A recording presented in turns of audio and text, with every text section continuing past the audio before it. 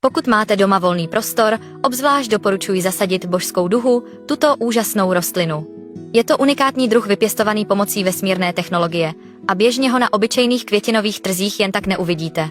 Když ji zasadíte před dům, určitě způsobí, že sousedé budou závidět.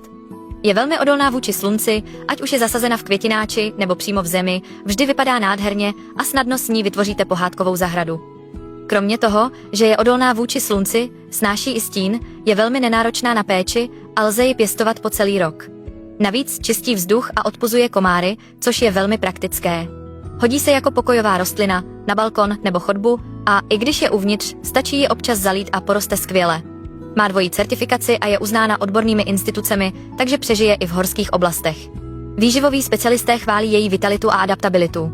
Co je opravdu působivé, jsou její listy, ať už na balkoně, v květináči nebo na zahradě, mají úžasné barvy a když kvete, je to ohromující podívaná. Právě teď je ten správný čas ji zasadit, opravdu stojí za to. Nenechte si ujít tuto příležitost a přidejte do svého domova kousek magie s touto úžasnou rostlinou.